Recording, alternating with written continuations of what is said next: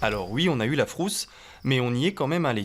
L'élevage d'Andrelets, c'est 300 araignées adultes dans une toute petite pièce, des mygales, des exotiques, des plus petites, plus effrayants que Fort Boyard, et sachez-le, une araignée, impossible de l'apprivoiser.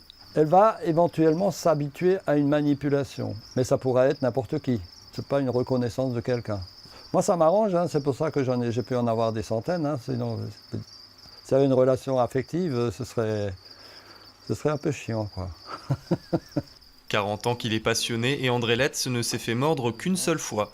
Les araignées n'en restent pas moins de redoutables prédateurs, et voraces avec ça. Surtout en ce moment, en pleine période de reproduction, et pour assurer sa progéniture, chaque espèce a sa technique. Là, on va parler d'une araignée tropicale, vient de Madagascar, qui est un petit peu speed, mais gentille, c'est pas du tout une mordeuse. Et donc là, elle est très grosse, elle est remplie d'œufs, donc elle va faire un cocon assez particulier, celle-là. Un cocon qui va être suspendu. Et donc c'est une fabrication particulière, vraiment.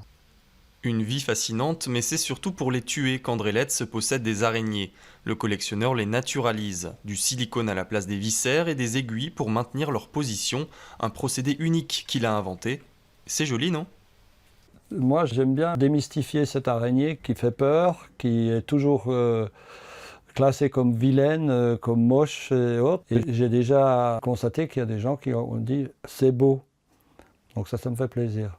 Dans ces cadres, près de 1000 spécimens dont certains valent plusieurs centaines d'euros. Des animaux rares, mais finalement les araignées ont beau avoir 8 pattes, à force de les côtoyer, elles finissent par ne plus impressionner tant que ça.